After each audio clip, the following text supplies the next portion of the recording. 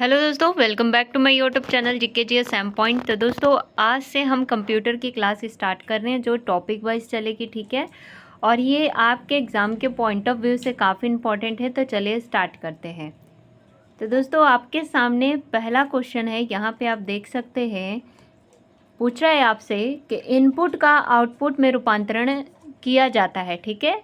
Input का output में रूपांतरण किया जाता है, तो कौन करता है इनपुट को आउटपुट में रूपांतरित, ठीक है। कौन करता है दोस्तों, यहाँ पे आपके सामने ऑप्शन दिया गया है, पेरिफेरल्स द्वारा, सीपीयू द्वारा, रैम द्वारा, मेमोरी द्वारा, इनमें से कोई नहीं। तो दोस्तों इसका राइट आंसर है ऑप्शन नंबर बी, ठीक है। सीपीयू के द्वारा जो है इनपुट का आउटपुट में क्या किया जाता है, रूपांतरण किया जाता है, ठीक है। हम क्या करते हैं कि डेटा सिस्टम में हम एंटर कराते हैं, ठीक है, इनपुट कराते हैं, और हमारे द्वारा जो डेटा इनपुट किया जाता है उसका आउटपुट देने का काम कौन करता है, सीपीयू। सीपीयू क्या करता है, उसे प्रोसेस करता है, डेटा को प्रोसेस करने के बाद हमें आउटपुट प्रोवाइड करता है, ठीक है। तो यहाँ पे इनपुट का आउटपुट में रूपांतरण किया जाता है किसके द्वारा, तो सीपीयू के द्वारा। और सीपीयू को क्या बोलते हैं दोस्तों, सीपीयू को कंप्यूटर का दिमाग बोलते हैं, ठीक है। और इसका फुल फॉर्म क्या होता है, सेंट्रल प्रोसेसिंग यूनिट, ठीक है। ये भी आपको ध्यान रखना है। चलिए आगे बढ़ते हैं। अगला क्वेश्चन है यहाँ पे कि प्रोसेस्ड डेटा को कहते हैं, ठीक है। प्रोसेस्ड डेटा को क्या कहते हैं, ये आपसे पूछ रहा है। तो दोस्तों प्रोसेस्ड डेटा को बोलते हैं आउटपुट। क्या बोलते हैं, आउटपुट बोलते हैं। क्यों, जब हम कंप्यूटर में डेटा एंटर कराते हैं, ठीक है, यूज़र के द्वारा जब डेटा कंप्यूटर को दिया जाता है, तो जो डेटा दिया जाता है वो डेटा क्या कहलाता है, इनपुट कहलाता है, ठीक है। फिर उसके बाद यूज़र को क्या चाहिए, हमने जो इनपुट दिया है उसका आउटपुट चाहिए, ठीक है। यूज़र जो इंस्ट्रक्शन देता है उसके अकॉर्डिंग कंप्यूटर क्या करता है, उसे प्रोसेस करता है डेटा को, और प्रोसेस करने के बाद उसका आउटपुट क्या करता है, यूज़र को प्रोवाइड करता है, ठीक है। चाहे वो सॉफ्ट कॉपी हो या हार्ड कॉपी, ठीक है। तो दोस्तों यहाँ पे बोला है प्रोसेस्ड डेटा। प्रोसेस्ड डेटा मतलब क्या हुआ कि मतलब आपका इनपुट जो है उस पर इंस्ट्रक्शन के अनुसार काम हो गया, और उसके बाद जो हमें आउटपुट क्या हो गया है, मिल गया है, ठीक है। तो प्रोसेस्ड डेटा क्या हो गया, आपका आउटपुट हो गया। तो ऑप्शन नंबर ए क्या है, इसका राइट आंसर है, ठीक है। आगे बढ़ते हैं। अगला क्वेश्चन है यहाँ पे, कंप्यूटर में जाने वाला डेटा को कहते हैं, ठीक है। कंप्यूटर में जाने वाले डेटा को हम क्या कहते हैं, तो कंप्यूटर में डेटा अपने से तो नहीं जाएगा, यूज़र क्या करेगा, उसे डेटा देगा, ठीक है। तो यूज़र के द्वारा जो डेटा दिया जाता है कंप्यूटर को दोस्तों, वो क्या कहलाता है, वो कहलाता है इनपुट। क्या कहलाता है, इनपुट कहलाता है, ठीक है। तो कंप्यूटर में जाने वाला डेटा क्या कहलाता है, इनपुट कहलाता है। तो ऑप्शन नंबर थर्ड क्या है, इसका राइट आंसर है, ठीक है। आगे बढ़ते हैं। अगला क्वेश्चन है यहाँ पे, पूछ रहा है आपसे दोस्तों कि प्रथम गणना करने वाला यंत्र, ठीक है। फर्स्ट कैलकुलेटिंग डिवाइस यहाँ पे बोल रहा है कि कौन सा था। यहाँ पे दिया गया है difference engine, pascal, calculator, abacus, और इनमें से कोई नहीं। तो दोस्तों आपको पता होना चाहिए, इसका राइट आंसर है ऑप्शन नंबर डी, अबेकस, ठीक है। अबेकस क्या है दोस्तों, ये एक प्रकार का गणना करने वाला यंत्र था, और ये सबसे पहले जो दोस्तों इसे किसने आविष्कार किया, तो चाइना वालों ने 5000 साल पहले जो है इसका आविष्कार किया था, ठीक है। 5000 साल पहले चाइना वालों ने अबेकस का क्या किया था, आविष्कार किया था, ठीक है। इसमें दोस्तों रॉड होती हैं, और उन रॉडों में छोटे छोटे क्या होते हैं, बॉल्स होते हैं, जिसके जरिए क्या किया जाता है, गणना किया जाता है, ठीक है। तो ये क्या था पहले का, ये अबेकस है दोस्तों, अबेकस, ठीक है। तो अबेकस क्या करने का काम करता था, कैलकुलेशन करने का काम करता था। इसका यूज़ कैलकुलेट करने के लिए किया जाता था, जोड़ घटाना गुणा भाग जैसी, ठीक है। तो हमको क्या ध्यान रखना है इसमें कि अबेकस का आविष्कार कब हुआ, 5000 साल पहले, और किसने किया, तो चाइना वालों ने किया था। ये आपको ध्यान रखना है। ऑप्शन नंबर डी क्या है, इसका राइट आंसर है, ठीक है।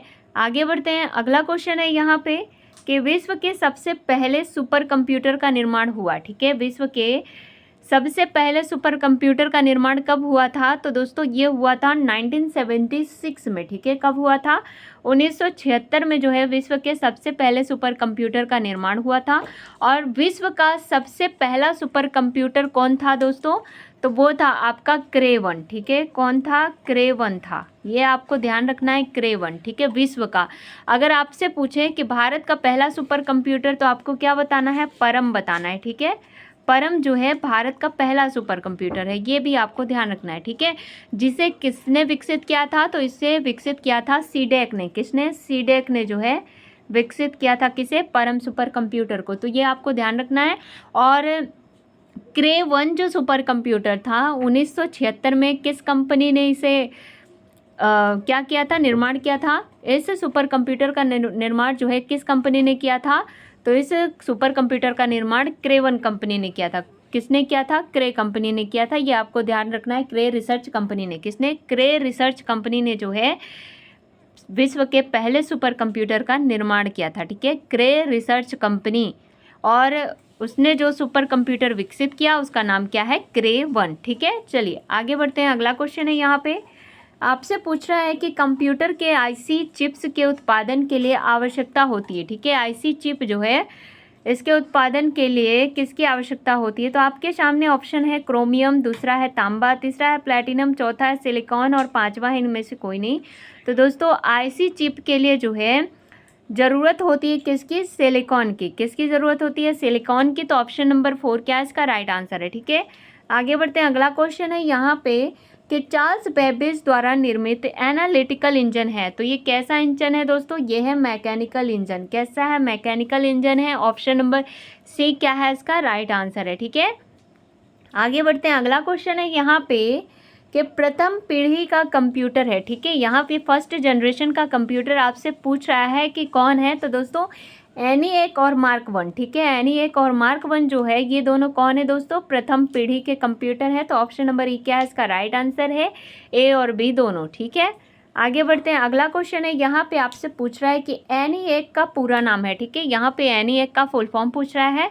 तो ऑप्शन दिया गया है यहाँ पे कि electronic numerical integrator and calculator है, दूसरा है electronic national implementation association company, फिर उसके बाद electric number integrator for automatic code, और चौथा क्या दिया गया है यहाँ पे, in large numeral integrator automatic. ठीक है, और फिफ्थ है यहाँ पे उपरोक्त में से कोई नहीं। तो दोस्तों इसका राइट आंसर है ENIAC का फुल फॉर्म होता है electronic numerical integrator and calculator. ठीक है, तो ऑप्शन नंबर ए क्या है इसका राइट आंसर है, ये आपको ध्यान रखना है। आगे बढ़ते हैं।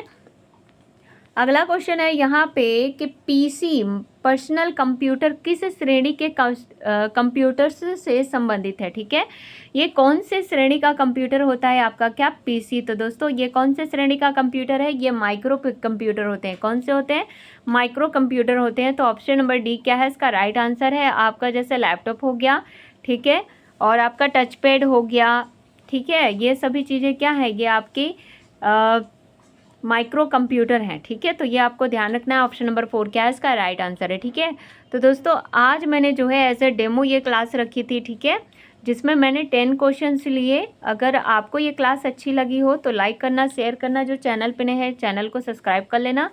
और नेक्स्ट वीडियो से जो है हम ज़्यादा से ज़्यादा क्वेश्चन करेंगे, और वो क्वेश्चंस करेंगे जो एग्ज़ाम में आए हुए हैं। ठीक है, तो ठीक है दोस्तों, मिलते हैं नेक्स्ट वीडियो में, तब तक के लिए बाय बाय।